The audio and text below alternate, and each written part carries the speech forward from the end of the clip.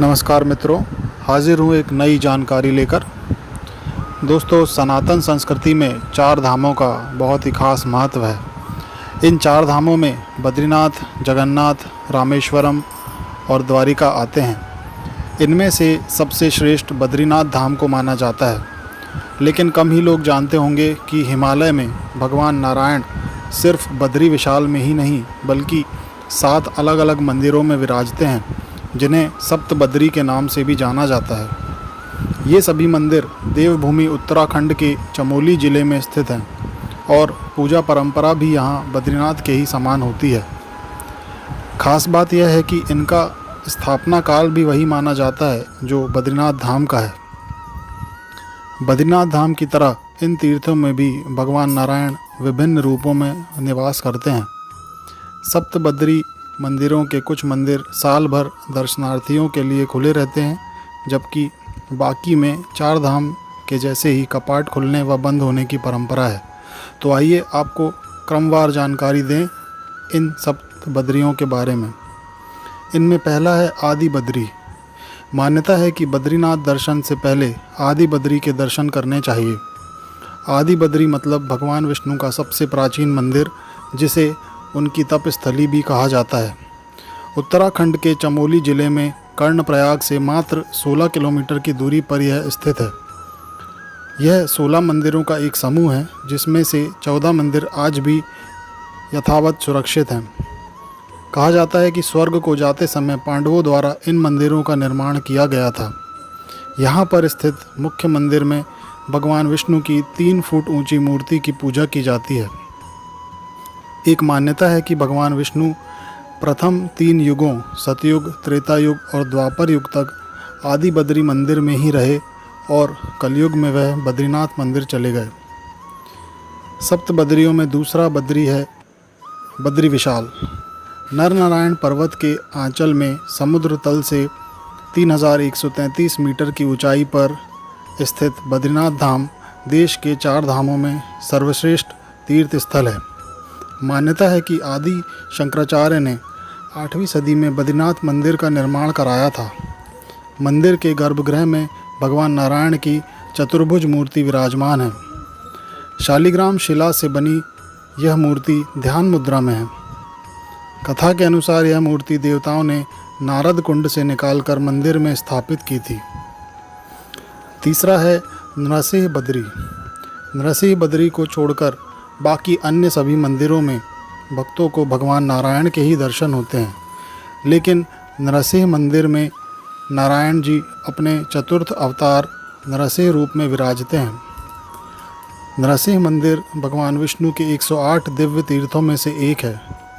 भगवान नरसिंह के संबंध में ही मान्यता है कि इनके बाएं हाथ के कलाई निरंतर कमज़ोर हो रही है और जिस दिन कलाई टूटकर ज़मीन पर गिर जाएगी, उस दिन नर नारायण पर्वत आपस में मिल जाएंगे और बद्रीनाथ की राह सदा के लिए बंद हो जाएगी।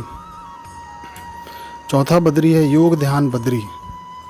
पांडुकेश्वर नामक स्थान पर भगवान नारायण का ध्यान मुद्रा में तपस्वी स्वरूप का विग्रह विद्यमान है। अष्टधातु की यह मूर्ति बेहद आकर्षक और मनोहारी है। जनश्रुति है कि भगवान योग ध्यान बद्री की मूर्ति इंद्रलोक से उस समय लाई गई थी जब अर्जुन इंद्रलोक से गंधर्व विद्या प्राप्त कर लौटे थे। शीतकाल में जब नर नारायण आश्रम में बद्रीनाथ धाम के कपाट बंद हो जाते हैं, तब भगवान के विग्रह की पूजा इसी स्थान पर होती है। इसीलिए इसे शीत बद्री भी कहा जाता है। पांचवा है वृद्ध बद्री। जोशी मठ से 7 किलोमीटर की दूरी पर अरण्य मठ में भगवान विष्णु का अत्यंत सुंदर विग्रह विराजमान है, जिसकी नित्य प्रति पूजा और अभिषेक होता है। यहाँ भगवान बद्रीनारायण का प्राचीन मंदिर है, जिसमें वे वृद्ध बद्री के रूप में विराजमान हैं। कथा है कि एक बार देवर्षि नारद मृत्युलोक में विचरण करते हुए बद्री धाम की ओर जाने लगे। मार्ग की विकटता देखकर थकान मिटाने को वे अणिमठ नाम के एक स्थान पर रुके। यहाँ उन्होंने कुछ समय भगवान विष्णु की आराधना व ध्यान कर उनसे दर्शनों की अभिलाषा की और तब भगवान नारायण ने वृद्ध के रूप में नारद जी को यहाँ दर्शन दिए। तब से इस स्थान में बद्री नारायण की मूर्ति स्थापित हुई, जिन्हें वृद्ध बद्री कहा गया। छठा है वह भविष्य बद्री। स्कंद पुराण के केदारखंड में कहा गया है कि कलयुग की पराकाष्ठा होने पर जोशीमठ के समीप नर नारायण नाम के दोनों पहाड़ आपस में जुड़ जाएंगे और मार्ग बंद होने से बद्रीनाथ धाम के दर्शन असंभव हो जाएंगे। ऐसे में भक्तगण समुद्र तल से 2744 मीटर की ऊंचाई पर स्थित भविष्य बद्री में ही भगवान के विग्रह का दर्शन पूजन कर सकेंगे। भविष्य बद्री धाम जोशीमठ मलारी मार्ग पर तपोवन से आगे सुंभाई गांव के पास स्थित है। यहां पहुंचने के लिए तपोवन से 4 किलोमीटर की खड़ी चढ़ाई देवदार के घने जंगलों के बीच से तय करनी पड़ती है। कहते हैं कि यहाँ पर महर्षि अगस्त्य ने तपस्या की थी। वर्तमान में यहाँ पर पत्थर में अपने आप भगवान का विग्रह प्रकट हो रहा है। इस मंदिर के कपाट बद्रीनाथ के साथ ही खोलने की परंपरा है। सातवां और आखिरी है ध्यान बद्री। पौराणिक आख्यानों के अनुसार इस स्थान पर इंद्र ने कल्पवास की शुरुआत की थी। कहते हैं कि जब देवराजेंद्र दुर्वासा के शाप से श्रीहीन हो गए, तब उन्होंने भगवान विष्णु को प्रसन्न करने के लिए इस स्थान पर कल्पवास किया। तब से यहाँ कल्पवास की परंपरा चल निकली। कल्पवास में चूंकि साधक भगवान के ध्यान में लीन रहता है, इसलिए यहाँ पर भगवान का विग्रह भी आत्मलीन अवस्था में है। इसी कारण नारायण के इस विग्रह को ध्यान बद्री नाम से जाना जाता है। तो मित्रों, इस वीडियो के माध्यम से आपने जाना सप्त बद्रियों के बारे में।